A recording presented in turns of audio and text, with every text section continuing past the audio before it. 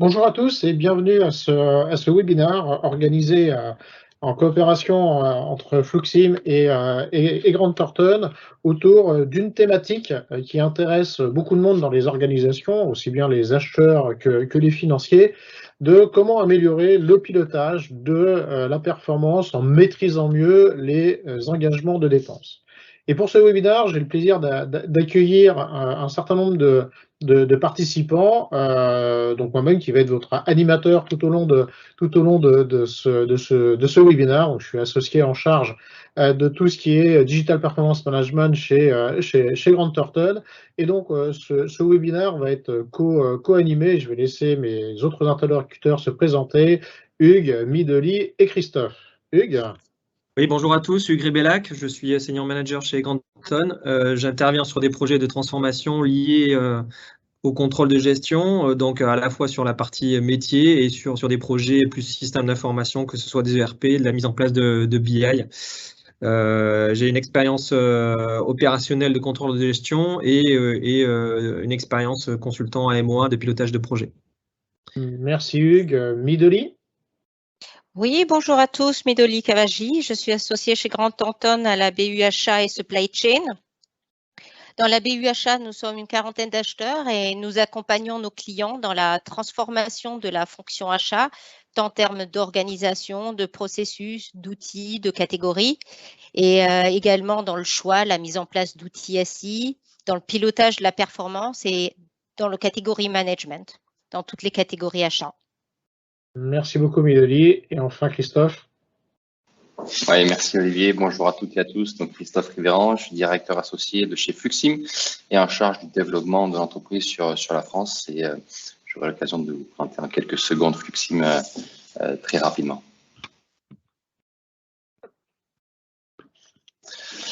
Voilà, donc pour aller à l'essentiel et vite passer la partie présentation des sociétés, quelques mots sur Fluxim. Je vous dirais juste une chose, je pense qu'on le vit tous aujourd'hui, le monde change, on est dans un monde de plus en plus complexe et les entreprises doivent évoluer, se réinventer en permanence. Et notre mission à nous, c'est d'aider ces entreprises à construire durablement leur avenir en repensant et en digitalisant leurs relations fournisseurs.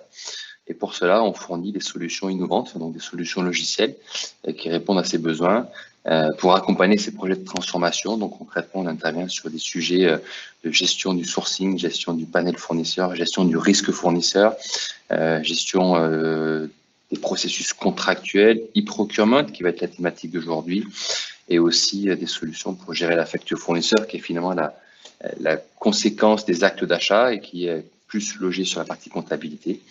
Donc, on a des équipes qui sont basées en Europe, en Amérique du Nord et en Asie. Et on a des partenariats avec des grands éditeurs, que ce soit Basware, Evalua, Serial Labs ou Nautilus, pour accompagner nos clients dans leur transformation.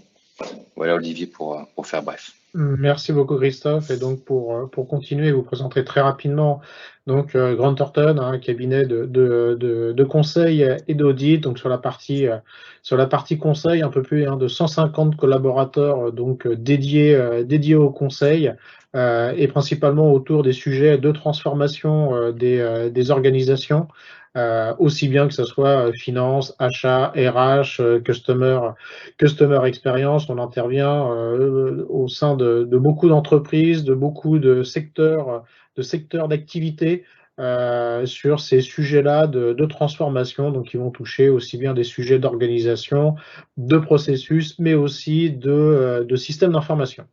Donc voilà pour la présentation de Grant Thornton. Et je vous propose maintenant, c'est de rentrer dans le vif du sujet qui nous préoccupe ce matin au niveau de ce webinaire et poser une première question à Hugues sur le fait qu'effectivement, nous avons mené une grande enquête auprès des différents contrôleurs de gestion. Et donc, qu'est-ce qu'il en ressort aujourd'hui de cette enquête, Hugues, sur les sujets de pilotage et dépenses? Donc, ce qu'il en ressort globalement au niveau des dirigeants, on a interrogé 300 dirigeants liés à la fonction finance, que ce soit des directeurs financiers, des responsables contrôle de gestion, des analystes. Ce qui ressort, c'est que beaucoup d'entreprises souhaitent améliorer leur process de prévisionnel, que ce soit implémenter ou sécuriser, renforcer les notions de rolling forecast. 83% des personnes interrogées veulent mettre en place des logiques de scénario. Donc, c'est lié évidemment à la période de crise qu'on est en train de traverser, mais en même temps, il y a une volonté de fond d'améliorer ce process prévisionnel aussi pour aller plus loin, même sur des modèles prédictifs. Donc, on a 69% des personnes interrogées qui veulent aller sur des modèles prédictifs. Donc, globalement, la tendance de fond, c'est d'arrêter en fait un mode de pilotage qui est pour certains encore en mode rétroviseur, c'est-à-dire un mode de pilotage basé sur les informations du passé. Là, on se tourne plutôt sur des process à renforcer côté prévisionnel sur l'ensemble des entreprises, toute taille confondue et tout secteur confondu. Le deuxième point qu'on a remarqué et qui est aussi lié à la crise sanitaire qu'on traverse encore, c'est des points de priorité qui sont mis en exergue sur la maîtrise du cash et le pilotage des coûts. C'est-à-dire en termes de priorité sur 2021, les dirigeants souhaitent ou actuellement faire un focus sur la maîtrise du cash et le pilotage des coûts, en tout à 50% sur le total des réponses recueillies. Effectivement, merci Hugues pour cet éclairage. Donc, vous pouvez retrouver dans le chat le lien pour télécharger cette étude qui a été réalisée fin de l'année dernière et qui vous permettra d'en prendre connaissance. Alors maintenant, si on va un petit peu plus loin et que l'on regarde effectivement un process P2P, Hugues, voilà, donc si on reprend ce process, quelles sont aujourd'hui les grandes préoccupations des directions achats, directions contrôle de gestion, les irritants que l'on voit assez fréquemment chez nos clients? Donc, pour renforcer, pour faire le lien avec les process prévisionnels d'un meilleur pilotage des dépenses et donc des résultats financiers de l'entreprise, aujourd'hui, les entreprises font face encore à des irritants qui perturbent en fait la vision des dépenses. Et à titre d'exemple, là, par rapport à l'illustration que vous avez en face, si on regarde le process P2P du sourcing jusqu'au paiement des factures, il y a deux irritants qui ressortent assez fréquemment, qu'on constate au travers de nos missions, de nos interventions. C'est d'une part, et puis d'un point de vue opérationnel, on le constate aussi, c'est d'une part le flux qui est des flux sans commande, c'est-à-dire qu'on n'a pas de vision sur la dépense jusqu'à ce qu'on reçoive la facture et même, je dirais, jusqu'à ce qu'elle soit enregistrée et validée. Et le deuxième point, c'est les réceptions qui sont non réalisées, que ce soit sur des biens physiques ou que ce soit sur des prestations, sur des projets, que ce soit SI, que ce soit des projets de chantier, de construction. C'est un véritable problème, une bête noire pour les contrôleurs de gestion et les financiers, et aussi les achats, pour avoir une visibilité sur les dépenses. Et les impacts par rapport à ça, c'est d'une part que les dépenses qui sont engagées ne sont pas visibles. Donc, vous avez l'illustration en bas sur le graphique du bas de gauche, sur la partie gauche, des dépenses qui sont engagées non visibles et qui vont réapparaître à un moment donné, qu'il va falloir reconnaître dans les dépenses et qui vont le plus souvent avoir un impact sur les résultats et des résultats qui vont être dégradés par rapport aux prévisions. Le deuxième point, c'est lié à la maîtrise du cash, c'est que ces dépenses-là qui sont engagées apparaissent d'un coup, éventuellement avec des paiements qui sont à court terme et qui vont aussi perturber avec une amplitude plus ou moins forte les soldes de trésorerie de l'entreprise. Donc éventuellement avec des soldes de trésorerie nets qui vont passer en négatif, donc il va falloir faire des demandes de cash, faire du pool, et donc c'est très impactant au niveau du cash. Merci. Donc, on voit bien effectivement qu'il y a une nécessité pour beaucoup d'organisations de s'améliorer sur ce process. Et donc, Christophe, qu'est-ce qui motive aujourd'hui les organisations, alors que ce soit les directions financières ou les directions achats, à digitaliser encore plus ce process? Ouais, c'est une bonne question. Nous, ce qu'on constate depuis maintenant une bonne dizaine d'années sur ces sujets-là, c'est que le sujet des engagements de dépenses, on ne peut pas faire abstraction du sujet aval qui est la facture fournisseur. Et côté finance, ce qu'on constate, c'est que le traitement de la facture fournisseur est coûteux. Je pense qu'on vous apprend rien. Il y a beaucoup d'études sur le marché. On en a remis une en exergue là sur le slide. Donc, on voit que le traitement d'une facture papier est extrêmement coûteux à l'organisation. On parle quasiment de 18 € le coût de traitement d'une facture fournisseur papier. Et finalement, ce qui motive les directions comptables, les directions financières à digitaliser ce processus, c'est d'arriver à automatiser le traitement de cette facture, à réduire le coût. Et on voit que là-dedans, dans ce coût, ce qui coûte cher, finalement, c'est la validation. Et notamment le rapprochement de la facture avec la commande et la réception. Autant sur les achats directs, on a une forte informatisation, ils sont gérés dans des ERP et là, on a un rapprochement qui peut être très souvent automatique. Autant sur les achats indirects, c'est plus complexe. Donc, souvent, ce qui motive la direction financière, c'est d'informatiser, de digitaliser cette acte d'engagement de dépenses dans l'objectif de le rapprocher avec la facture et d'automatiser, donc de réduire les coûts. Ça, c'est le principal driver, en tout cas côté finance. Le deuxième, c'est naturellement de maîtriser les délais, notamment les délais de paiement. Et en France, on a des lois, notamment LME, qui encadrent ces délais et qui font qu'aujourd'hui, dans des process de name and shame, on peut avoir son nom qui apparaît comme, entre guillemets, mauvais payeur. Donc, si on veut maîtriser ces délais, autant il faut que la chaîne du P2P soit structurée et digitalisée, ce qui est encore un élément motivationnel de la mise en place de ces solutions. Voilà. Après, les délais de paiement, c'est aussi un sujet, mais Hugues l'a bien développé. Voilà côté finance, Olivier. Merci Christophe. Effectivement, on voit bien qu'il y a un véritable enjeu effectivement d'efficacité, d'efficience et aussi financier de digitaliser ce process de bout en bout. Mais si on va un cran plus loin et qu'on regarde côté achat avec la distinction entre qu'on pourrait appeler les achats directs récurrents et les achats indirects, qu'est-ce qu'on observe? Alors, côté achat, les enjeux sont différents. On a forcément un sujet autour des économies, qui est un des drivers, mais pas que. Ce qu'on constate, c'est qu'il y a 4 grands leviers côté achat. Donc, bon, le sujet économie, je viens d'en parler. Il y a le sujet aussi tâches manuelles à faible valeur ajoutée. Les achats, ce qu'on appelle sauvages, les achats indirects sont en volume pas aussi important que les achats directs, mais en termes de coûts, on voit qu'on cristallise et qu'on consacre un gros poste de coût. Donc, raccourcir et réduire les tâches à faible valeur ajoutée est un driver fort. Maîtriser davantage les dépenses, c'est un sujet. On a dans cette catégorie d'achat beaucoup de fournisseurs, une dispersion importante, des conditions différentes, donc des risques aussi autour de ce panel fournisseur en termes de RSE, en termes d'engagement. Donc côté achat, on cherche à maîtriser un peu mieux cette dépense qui est extrêmement atomisée et dispersée, de manière à rationaliser aussi le panel fournisseur et à réaliser des économies d'échelle sur cette famille qui est très diffuse. Et on voit bien effectivement dans les organisations qu'aujourd'hui la partie des achats indirects est celle qui, fin de compte, d'un point de vue administratif, même si elle représente des volumes assez faibles à la fois en termes d'actes d'achat et de montant, mais c'est fin de compte eux qui vont générer généralement une plus grosse partie des coûts au niveau administratif.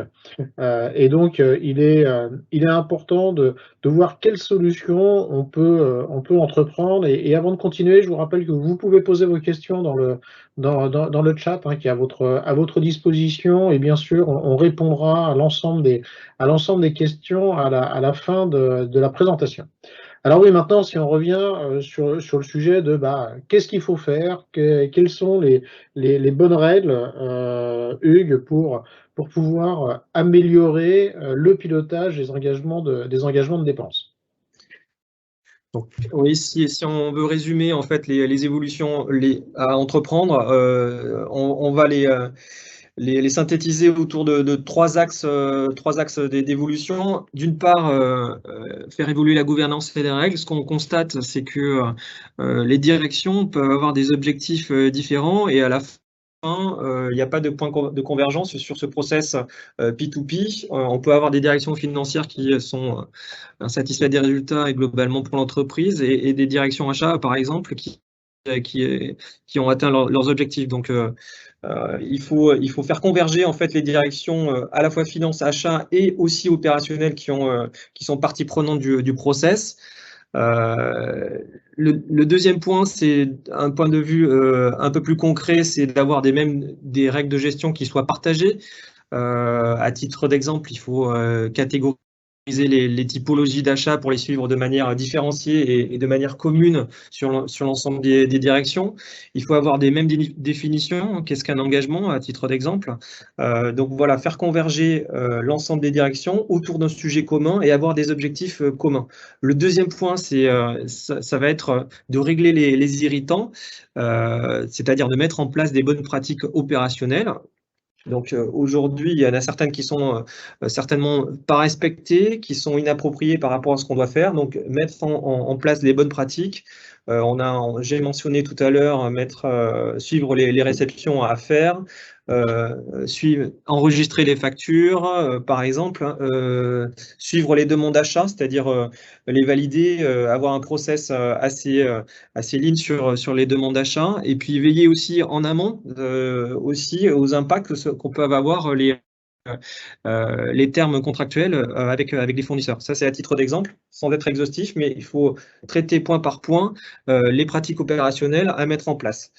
Et le troisième point qui est en lien, ça va être les solutions SI qui vont porter le tout, qui vont permettre de faciliter en fait la structuration des process, évidemment, et aussi d'avoir une traçabilité de l'information de bout en bout de la chaîne de valeur.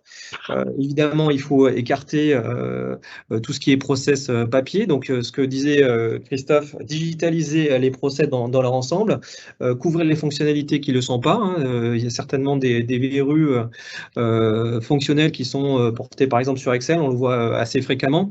Et puis aussi éviter les ruptures de chaîne d'information. Donc, d'une part, soutenir en fait le process à partir de solutions P2P. Et le deuxième point, c'est le compléter éventuellement par des solutions BI pour avoir partagé de l'information sur les résultats, sur les actions à entreprendre d'un point de vue opérationnel.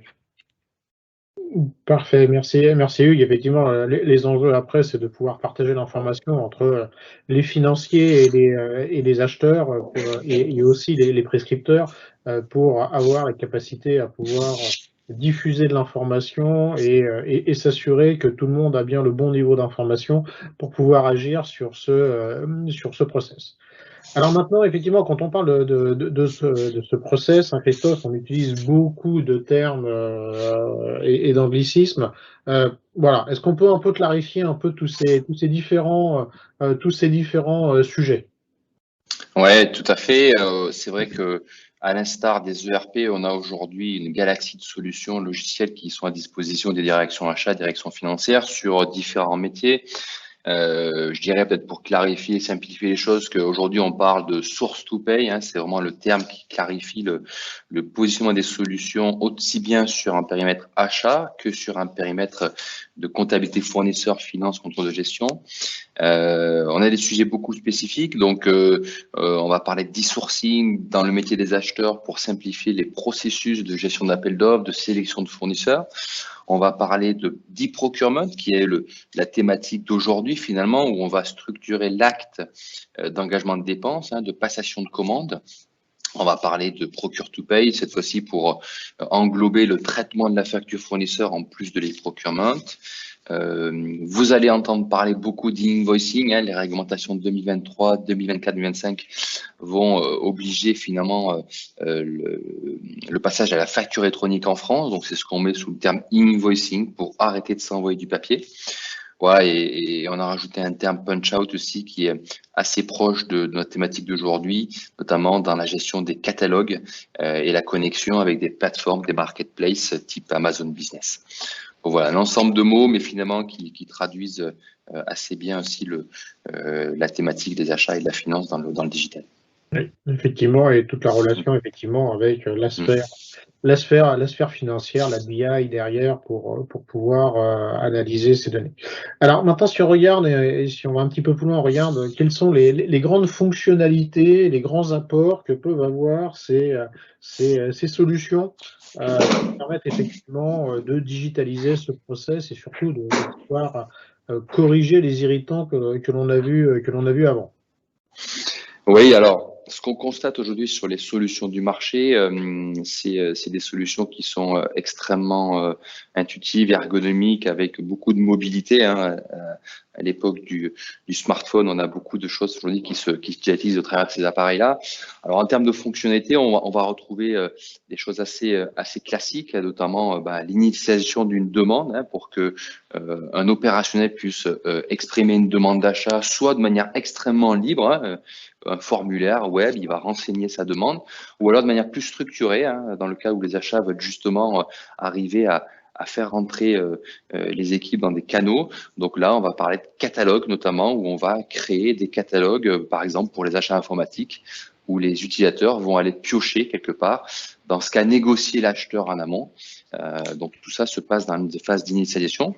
Ou alors, on peut aussi travailler sur ce qu'on appelle les punch-out. Donc ça, c'est des techno assez intéressantes pour faciliter l'adhésion des utilisateurs, parce que ça va être ça le sujet clé, c'est faire en sorte que vos utilisateurs, vos équipes internes passent dans la solution. Donc le punch-out, c'est très simple en fait, c'est vos utilisateurs restent sur les sites web actuels, type Lireco, type Amazon Business, font leur panier à l'intérieur, et lorsqu'ils vont valider le panier, eh bien, ce panier va repartir dans la solution qui est la vôtre pour suivre le processus de validation, commande, réception. Donc là, on va travailler sur l'expérience utilisateur et faire en sorte que les personnes continuent dans des canaux bien définis. Donc la première phase permet d'initier la demande et on rentre ensuite dans un processus où on va définir des workflows pour valider en fonction de différents critères, de manière automatique, ainsi de suite, la demande pour la transformer en commande. Si tant est que on est passé le contrôle budgétaire, donc là on a une fonction intéressante de manière à aussi pouvoir être garant des budgets et contrôler ce qui a été défini en amont. Et ensuite, on va rentrer dans des processus d'émission de commandes pour l'envoyer au fournisseur et naturellement de réception. C'est ce qu'on a commencé à évoquer en préambule. Si ma réception est faite, on va déjà commencer à préparer le terrain, tant sur la partie trésorerie que traitement de factures qui vont se rattacher à cette commande. Et donc là, on voit effectivement toute la partie amont. Et maintenant, si on regarde la partie un peu plus en aval et qui va intéresser le monde des financiers, comment tout ça se relie, Christophe? Ouais, c'est une bonne question parce que du coup, le processus de passation de commande et d'engagement de dépenses, il est fortement connecté à la suite, hein. C'est pour ça qu'on parle de P2P. Donc, ce qu'on constate, c'est que lorsque ma facture arrive, quelque part, si j'ai fait le job en amont, si j'ai structuré, digitalisé ce processus, quelque part, mon processus de traitement de facture va être extrêmement simple puisqu'on va recevoir une facture. Alors, en plus, qui maintenant va être électronique, donc ça va grandement simplifier les choses. Cette facture doit être porteuse d'un numéro de commande qui permettra de faire du rapprochement automatique, à savoir de raccrocher automatiquement ma facture à ma réception. La réception étant porteuse d'imputation, de commande, de comptable, analytique, la facture va être aussi automatiquement imputée. C'est pour ça qu'on parle aujourd'hui de touchless, hein, c'est-à-dire que des factures ne peuvent ne plus être touchées par les équipes comptables, si tant est que j'ai les procédures internes qui l'acceptent et si tant est que mes factures sont bien conformes aux commandes et aux réceptions. Alors, ce qui est intéressant là-dedans, c'est que si j'ai des écarts, si des réceptions sont pas faites, la facture pourra quand même être aiguillée vers les bons protagonistes. Ce qui aussi simplifie la vie du comptable fournisseur qui passe aujourd'hui beaucoup de son temps à aller faire la garde de triage, aller trouver quel est le bon ordonnateur de cette facture. Là, on peut aussi gérer ces exceptions avec des automates qui vont déjà pré-router la facture sur les bons destinataires. Voilà, et je finirai sur une chose. On a aussi des catégories de dépenses qu'on appelle, nous, les contrats, les factures récurrentes, tout ce qui est leasing, les services de maintenance, entretien d'espaces verts, qui peuvent faire l'objet d'automatisation dans les solutions où on définit des contrats avec des échéanciers de manière à ce que quand la facture du liseur de voiture arrive, on ait déjà préparé cet acte de dépense et qu'on l'ait prémâché en termes d'automatisation, d'imputation et de rapprochement. Donc voilà un petit peu le spectre des solutions de manière assez macro. Donc on voit bien effectivement aujourd'hui qu'on a des solutions de plus en plus matures et qui permettent effectivement d'outiller, de digitaliser et d'essayer de faire en sorte que le process soit avec le moins d'irritants et de toute façon il est nécessaire, et là je reprends ma casquette de contrôleur de gestion, effectivement, c'est de pouvoir piloter ce process pour pouvoir effectivement mieux appréhender les points. Et donc là-dessus, Christophe, qu'est-ce que nous permettent aussi les solutions, soit embarquées ou soit de la BI, pour faire ces analyses et pouvoir prendre après les bonnes décisions? Bon, la bonne nouvelle, c'est que la mise en place d'une solution va permettre de collecter de la donnée. Donc là, vous allez pouvoir vraiment utiliser cette donnée pour quelque part piloter votre activité, votre processus. Ce qu'on constate en effet, c'est deux types de données, des données qui sont très opérationnelles, où on va pouvoir monitorer les délais de traitement. C'est aussi un sujet que recherchent les patrons d'entreprises financiers, achats ou de CSP, c'est de pouvoir mesurer finalement l'efficacité et identifier les goulets d'étranglement. Donc c'est là où je vais voir par exemple quel est le délai moyen de validation, de traitement, de paiement, et ça on va pouvoir le monitorer dès la demande d'achat pour aller trouver dans l'organisation là où ça pêche et trouver les axes d'amélioration. Après, le deuxième levier qu'on a par rapport aux données, c'est de mesurer finalement la performance aussi économique, avoir de la visibilité sur ses achats, sur ses dépenses, de manière à pouvoir faire des arbitrages, des économies, rationaliser sur des fournisseurs. Donc tout ça est construit aujourd'hui en standard. Les outils proposent beaucoup de choses, pré-packagées. Donc ça permet quelque part d'avoir un reporting quelque part plug and play avec des indicateurs de prise de décision, quoi.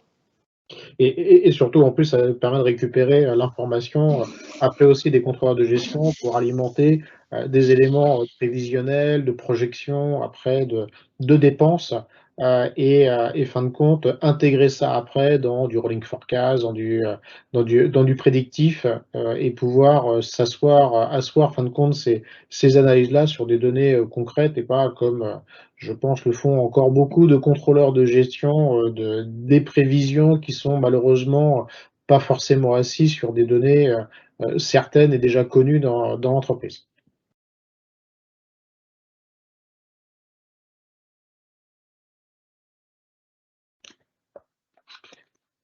Alors maintenant, si on passe sur les sujets d'organisation, alors ça c'est une question qui nous est fréquemment posée dans le cadre de nos missions, c'est de savoir, on le voit bien par rapport aux irritants, on voit bien tous les besoins, que ce soit au niveau des acheteurs, des comptables, des contrôleurs de gestion, quelle organisation mettre en place. Alors en tant que consultant, on rêverait de pouvoir vous dire il y a une bonne organisation et c'est celle-là qu'il faut mettre systématiquement en place dans vos organisations. Maintenant, la réalité montre que ce n'est pas possible. Et effectivement, aujourd'hui, on voit plusieurs tendances par rapport à ces organisations. Alors en haut, vous avez des organisations assez classiques, hein. Vous avez un CSP comptable, vous avez le contrôle de gestion de l'autre côté, vous avez le service achat, et on est dans ces relations tripartites avec d'échanges d'informations papier ou en format digital. Mais on voit bien qu'on n'est pas forcément intégré et que, fin de compte, on n'arrive pas forcément, même avec toutes ces solutions, à corriger tous les irritants. On a aussi après, et là ça dépend des organisations, avec de la décentralisation sur la partie avec des acheteurs locaux, des comptables en local, mais toujours pareil, on est sur après des relations soit hiérarchiques entre des fonctions centrales, des fonctions locales. Et là aussi, je dirais que ce type d'organisation marche assez bien sur des achats directs. On le voit bien, les achats directs sont plutôt bien structurés dans le monde de l'industrie, beaucoup travaillé dans ces domaines-là, où il y a des magasinés, donc des personnes qui réceptionnent, donc ça fonctionne bien. Mais quand on est sur des catégories d'achats, et on va revenir après avec l'expérience de Middle sur des achats indirects, on s'aperçoit que c'est pas là où ça fonctionne mieux. Et c'est là où effectivement on commence à voir arriver des organisations un peu hybrides où on voit se rapprocher à la fois les fonctions alors d'acheteurs approvisionneurs, appelons-les comme ça, et aussi une partie de la comptabilité fournisseur et le rapprochement de ces deux fonctions dans une entité unique et là de fonctionner dans un CSP qui n'est plus CSP achat, CSP compta, mais une organisation unique dans lequel effectivement on rapproche les deux équipes afin de permettre d'avoir plus d'interaction entre les deux équipes, parce qu'on le sait très bien, du côté comptable, il n'y a rien de tel de plus frustrant de recevoir une facture avec 15 postes sur une facture, mais d'avoir une commande et une réception en face qui correspond à un poste, et puis bien sûr, ça ne correspond pas. Donc, tout ça permet effectivement de pouvoir amener des bonnes pratiques, de pouvoir professionnaliser effectivement cette organisation et surtout d'être dans un fonctionnement unique pour le donneur d'ordre, c'est qu'il n'a pas d'un côté les achats ou son approvisionneur, d'autre côté la compta fournisseur, il peut s'adresser à une structure unique qui va traiter effectivement ces sujets d'approvisionnement, potentiellement ces sujets de réception, mais aussi après toute la partie facturation et paiement. Bien sûr, tout ça doit s'organiser après avec du contrôle interne pour s'assurer que effectivement l'acheteur n'est pas celui qui va pouvoir comptabiliser les factures, et bien sûr celui qui va comptabiliser les factures n'est pas celui qui va donner l'autorisation de payer. Mais tout ça se gère très bien aujourd'hui dans les différentes solutions. Donc là, Olivier, on a abordé pas mal de sujets. L'organisation, tu viens de la présenter, les fonctionnalités P2P sur la chaîne de valeur portées par les solutions, le pilotage. Quel est le point clé de réussite au final d'un projet P2P? Alors, on le voit bien, même si on a aujourd'hui tous les outils digitaux, ils sont de plus en plus performants, de plus en plus ce qu'on appelle un user-friendly, avec des interfaces de plus en plus agréables.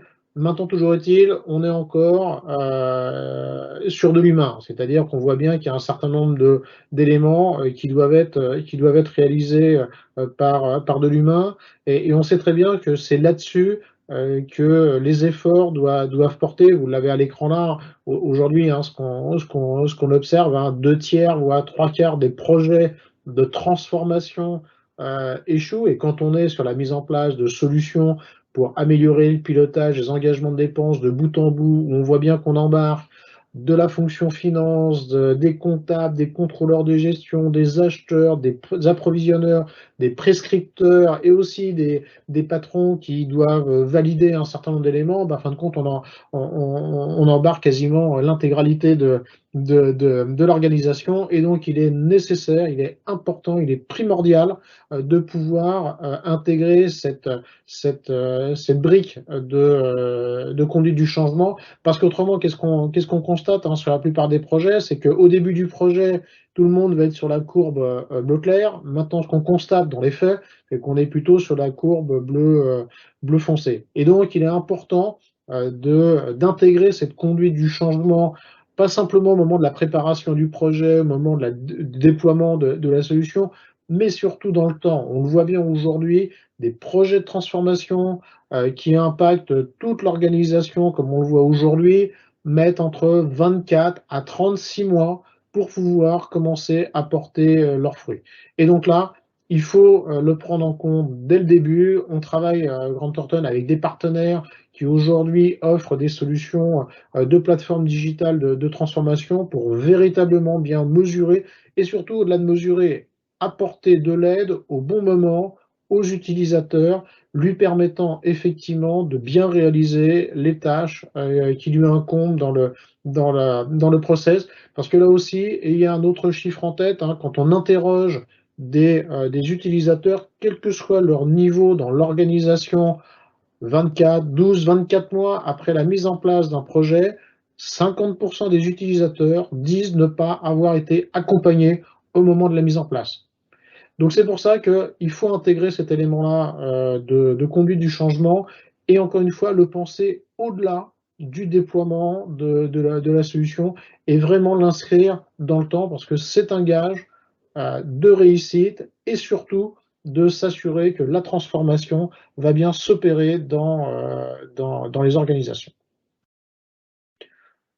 Voilà, on a fini pour cette présentation. Il nous reste maintenant un petit quart d'heure pour prendre vos différentes questions qui sont arrivées dans le chat. Alors, hop, voilà, on va reprendre vos différentes questions. Alors, plusieurs questions nous ont été posées. Est-ce qu'on pourra revoir le replay? Oui, pas de problème. Le replay, tout est enregistré et on vous enverra aussi la présentation. Aucun problème là-dessus. Après, une question très intéressante là, qui nous a été posée de savoir est-ce qu'on ne pourrait pas déporter le geste de réception chez le fournisseur pour n'avoir plus que la validation, c'est-à-dire un peu le système un peu d'auto-réception d'un certain nombre de flux. Je ne sais pas, Midoli, dans tes clients, est-ce que c'est le genre de pratique que tu as déjà rencontré? Alors oui, effectivement, on se pose toujours la question, est-ce qu'on réceptionne, on réceptionne pas? Alors, la réception, elle est en bonne pratique, il faut la faire. La question se pose, est-ce qu'on la fait manuellement ou est-ce qu'on peut l'automatiser? Est-ce qu'on peut la rendre automatique pour certains types de prestations ou certains montants? Ce sont les questions à se poser. Après, chez le fournisseur, de ma connaissance, ça, c'est pas un point que j'aurais vu comme demande, mais plutôt de le rendre automatique pour faciliter justement cette réception. D'accord. Merci Midoli pour ton retour d'expérience. Une autre question, alors là plutôt pour toi Christophe, comment se positionnent là les applications, les typologies d'applications que tu nous as montré par rapport au marketplace? Alors tu en as un peu parlé avec le Punchout, type Amazon ou du Lyreco et ainsi de suite, hein, toutes ces marketplaces qui existent. C'est un vrai complément aux solutions que les entreprises déploient en interne, puisque ça permet de massifier et de centraliser certaines catégories d'achats. Donc, on voit de plus en plus de plateformes de cette nature se connecter aux outils d'e-procurement. J'en ai parlé tout à l'heure sur le Punchout, de manière à vraiment rationaliser ça. Donc, on constate plutôt un très bon complément et une connexion à ces plateformes ouvertes. Aujourd'hui, ces plateformes sont de plus en plus ouvertes, avec des normes OCI qui permettent de dialoguer avec l'ensemble des solutions achats qui ont cette norme en standard. Voilà, donc on voit bien qu'aujourd'hui, on a toutes les capacités à pouvoir aller se connecter avec d'autres écosystèmes extérieurs à l'organisation. Une autre question intéressante, et peut-être plutôt pour toi, Hugues, comment est-ce qu'on calcule le ROI de ce type de projet et fin de compte, comment est-ce qu'on arrive à le vendre à une direction générale? Alors, le est toujours un sujet pour faire passer un projet d'ampleur sur les entreprises. Évidemment, le business case, on va reprendre en fait les coûts qui sont engendrés par la chaîne de valeur de leur ensemble. Donc, ça va être de collecter les informations qui vont avoir plus ou moins de consistance pour pouvoir calculer en fait des dépenses qui sont aujourd'hui constatées et qui ne seront plus là demain. Après, c'est assez délicat de le faire. Il faut faire l'exercice dans tous les cas. C'est un exercice qui peut être compliqué, mais il faut le faire dans tous les cas. Après, il ne faut pas être uniquement porté sur la valeur du ROI parce que sur l'exercice en lui-même, il faut argumenter aussi, ça va au-delà de l'aspect qualitatif, parce qu'on peut faire calculer un ROI et finalement ne pas le suivre après. Dans tous les cas, il faut faire l'exercice et argumenter auprès de la direction, envisager tous les axes d'amélioration, pas uniquement financiers. Il ne faut pas uniquement porter le projet à partir d'arguments financiers, mais aussi d'évolution, de maturité de l'entreprise dans son ensemble, en lien avec d'autres projets d'entreprise. Parfait. Une question alors, qui va peut-être vous concerner tous les deux, Midoli et Christophe. C'est au niveau des principales difficultés que l'on rencontre dans la mise en place de ces solutions, alors qu'on appelle Deep Rug, de Source to Pay, de P2P.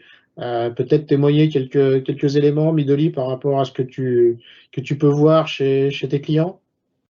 Alors oui, effectivement, Olivier, c'est une bonne question parce que la mise en œuvre, alors avant même la mise en œuvre, le prérequis, c'est d'avoir un processus établi. Beaucoup d'entreprises commencent par vouloir implémenter une solution, choisir sa solution, alors que au sein même de l'entreprise, le processus n'est pas clair, l'organisation n'est pas super claire, et donc c'est ça qui rend difficile après aussi la mise en œuvre. Donc ça c'est, je pense, le premier point à aussi clarifier. Peut-être, Christophe, je te laisse après sur la mise en œuvre vraiment réelle, opérationnelle, les difficultés à mettre en place, je te laisse la main dessus. Oui, bah, je t'ai dit, on va dire que les fondations, c'est celles que tu viens de décrire, hein, c'est de savoir qu'est-ce qu'on va vouloir digitaliser et le connaître. Après, nous, ce qu'on constate sur le terrain, c'est le sujet, c'est finalement accompagner le changement parce qu'on touche une grande population dans l'entreprise. Hein. Dès qu'on fait des achats indirects, finalement, ben, potentiellement tout le monde est éligible dans l'organisation. Donc, ça veut dire que la population étant large, ben, il faut embarquer ces utilisateurs dans la solution. Et je crois que ce qui est important là-dedans, si j'avais un conseil, c'est de communiquer sur le sens du projet. Quand on a du sens, quand on a la perspective sur pourquoi on fait ça, on embarque plus facilement les équipes internes dans ce changement. C'est pas des projets complexes en soi.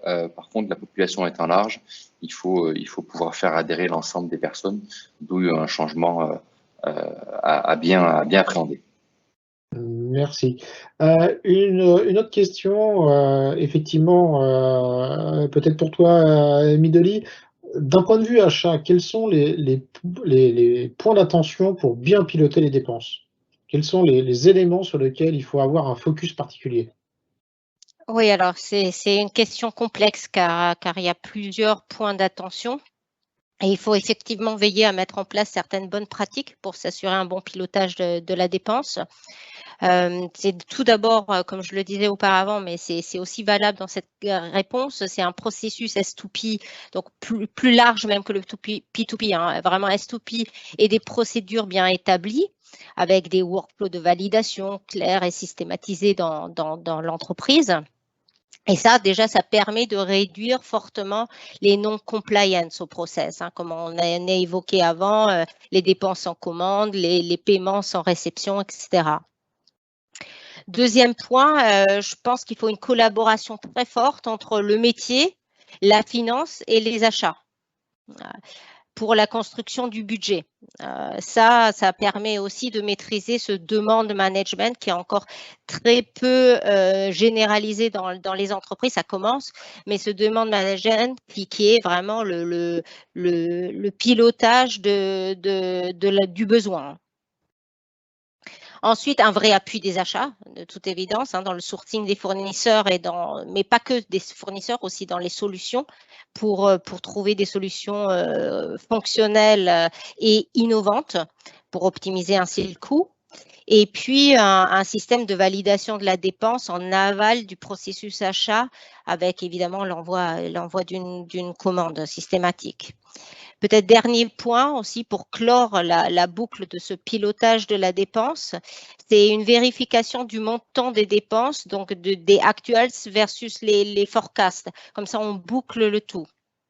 Et puis, pour conclure, évidemment, la digitalisation et l'outillage du processus qui du coup, va être un facilitateur pour mesurer, suivre, piloter la dépense.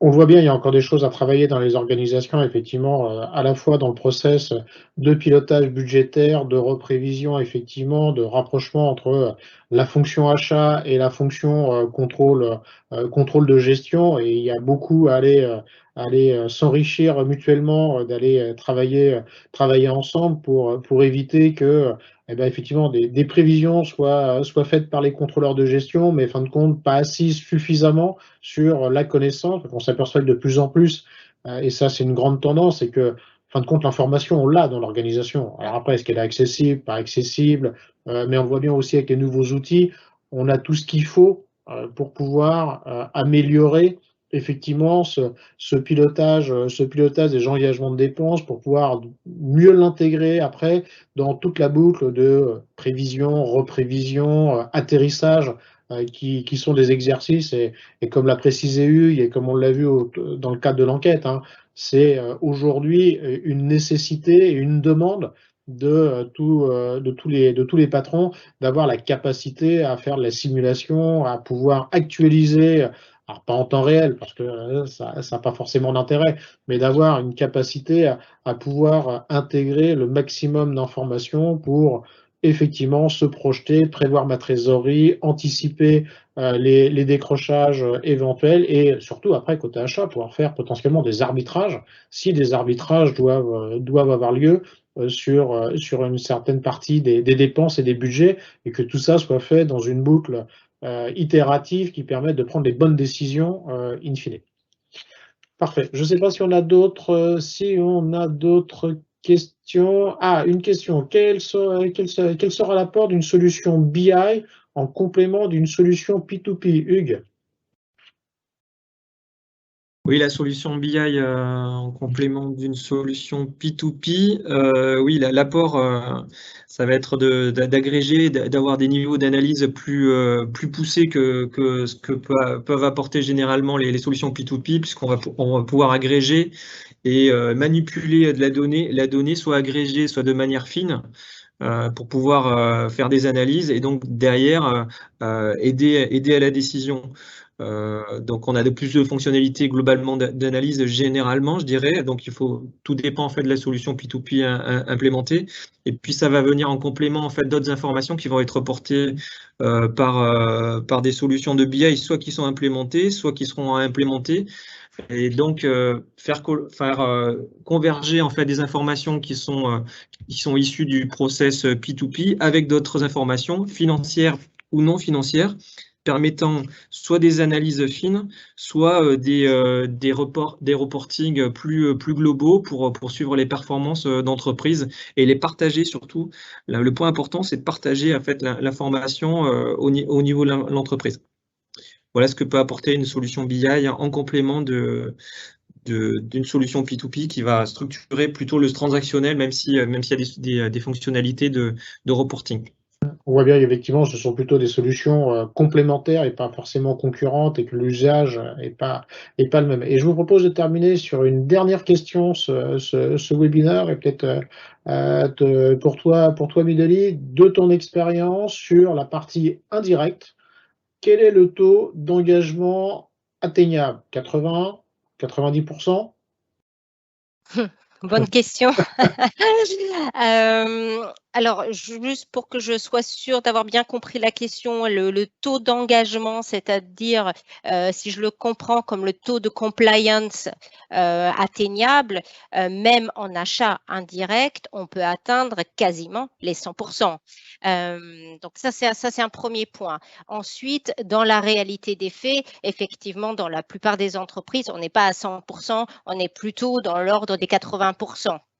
Mais en termes de cible, il faut quand même toujours viser les 100% avec un processus établi, écrit, communiqué, les parties prenantes formées. On doit pouvoir atteindre ou s'approcher de la cible.